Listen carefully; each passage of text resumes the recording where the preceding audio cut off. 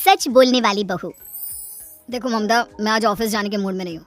किसी का फोन आया ऑफिस से तो बोल देना कि मैं घर पर नहीं हूँ, किसी ज़रूरी काम से गांव गया हूँ। ठीक है, मैं चला सुने, बाकी मैं संभाल लूँगा। ममता बेचारी, जैसा नाम वैसा ही नेचर।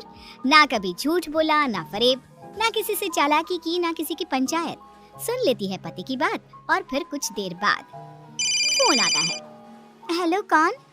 मैं सुनील का बॉस बोल रहा हूँ। दफ्तर में इतना काम पड़ा है, अभी तक ऑफिस नहीं आया। वो क्या कर रहा है? फोन दीजिए उसे। जी वो तो सो रहे हैं, कह रहे हैं कि आज गर्मी बहुत है तो घर के मजे लेंगे। बॉस को बीवी की बात पर गुस्सा आ जाता है। तो उसे बोल दीजिएगा कि अब घर में गर्मी के ही मजे ले, कोई जरूरत नहीं है यहाँ आने की। ये बोलकर बॉस फोन रख देता है। ममता सारी बात सुनील को बता देती है। न जाने किस बेवकूफ से पाला पड़ा है, समझ नहीं आता। तुम्हारे कारण मेरी नौकरी चली गई। अरे झूठ बोलने में क्या जा रहा था तुम्हारा? ममता को समझ में नहीं आ रहा था कि उसकी खता क्या थी। अरे जो है वही तो बोला। फिर एक रोज, बहू, अरे बहू, कहाँ है तेरा पति? इस महीने घर के खर्चे के पैसे भी नहीं भेजे। क्यों, माँ बाप की फिक्र खत्म हो गई है क्या उसे? पाए लागू माँ जी, वो ये बोल रही थी कि माँ को क्या है, घर का राशन, खेत का पैसा, मवेशी का दूध, फिर भी न जाने क्यों मेरे सर पर भार देकर बैठी है। तभी सुनील ममता के मुंह पर हाथ रख देता है। क्या रे कलमुँह है, हटा बहू के मुंह से हाथ। अरे क्या क्या बोलता है तू? वो तो इसकी झूठ बोलने की आदत नहीं है, इसलिए पता चल रहा है। देख मेरी सास कितनी शरीफ है। हाँ, तेरी माँ तो मोहल्ले की बदमाश है ना, और तेरी सास शरीफ है। बेटा ममता को देखता है और गुस्से से बोलता है। अब खड़ी खड़ी देख क्या रही हो? और भी कुछ कहना है क्या? माँ आई है ना, जाकर छाछ ले आ ठंडी वाली। ममता अंदर चली जाती है। माँ, इसके सच बोलने की आदत के कारण मेरी नौकरी जाते जाते रह गई। वो तो मैंने अगले दिन जाकर पैर पकड़ लिए मालिक के, नहीं तो। सब जानता है बहू की आदत नहीं है झूठ बोलने की, तो तू शांत क्यों नहीं रहता? क्यों उसे झूठ बोलने को बोलता है? फिर एक रोज, बहू जा अपनी पड़ोसन के पास और उससे बोल कि वो लाल वाली साड़ी जो उसने नए साल की पार्टी में पहनी थी, तुझे वो चाहिए। ना माँ जी, मुझे नहीं चाहिए। वैसे भी कल जिस शादी में जाना है ना, वहाँ के लिए तो मेरे पास काली साड़ी है। सास सर पर हाथ रखकर, अरे बुद्धू, मुझे चाहिए साड़ी। वैसे भी तुम लोगों में तो साड़ी का लेन देन चलता है ना, तेरी भी तो उसने पहनी थी ना। हाँ माँ जी, वो क्या है ना, हम दोनों के कपड़े एक दूसरे को आ जाते हैं। मैं ले आती हूँ आपके लिए साड़ी। बहू पड़ोसन के पास जाती है। कैसी हो निर्मला, तेरी लाल साड़ी चाहिए थी। क्यों? तू तो बोल रही थी कि तेरे पास काली वाली साड़ी है, तू वही पहनेगी, फिर लाल का क्या करेगी? अरे मैं तो काली ही पहनूंगी, लेकिन मेरी सास ने देखी थी तेरी लाल साड़ी, वो नए साल की पार्टी में तूने पहनी थी ना, तो इसलिए वो मांग रही है। ये सुनकर पड़ोसन थोड़ा परेशान हो जाती है।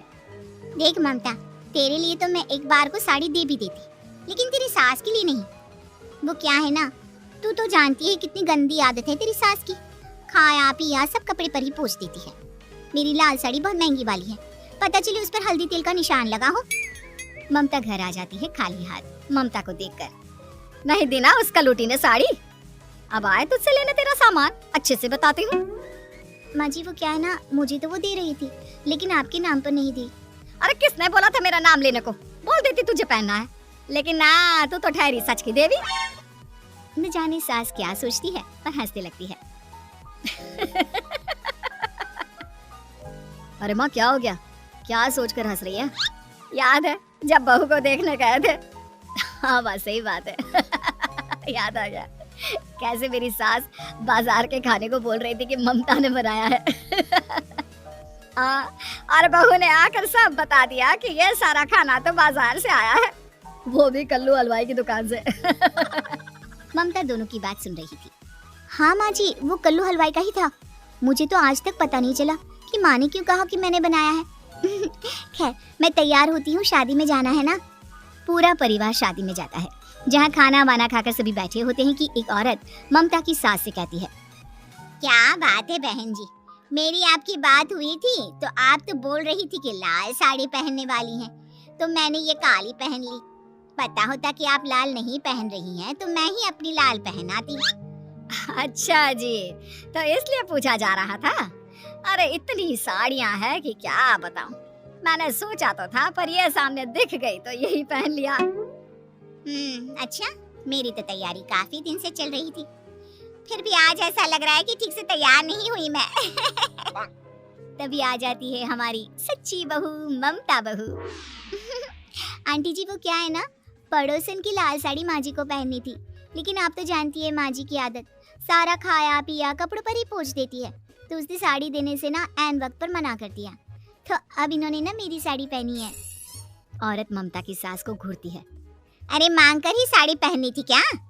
हम जैसे तो खुद की ही साड़ी पहनते हैं, चलो चलते हैं। सास का गुस्सा अब ममता पर फूट पड़ता है। अरे क्या जरूरत थी ये बात सबसे कहने की? अरे घर की इज्जत का कोई ख्याल है कि नहीं तुझे? मैंने क्या बोल दिया माँ जी? मुझे क्यों डांट रही है? मेरी गलती क्या है?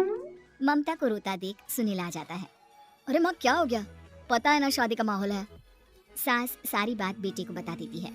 देख रहा है तेरी बहू का हाल। अरे इस लड़की को तो ये भी नहीं पता कि कब कहाँ क्या कैसे बोलना है। अरे लेकर जा इसे यहाँ से। सभी घर आ जाते हैं। सास का मुंह तो फुला ही रहता है कि एक दिन।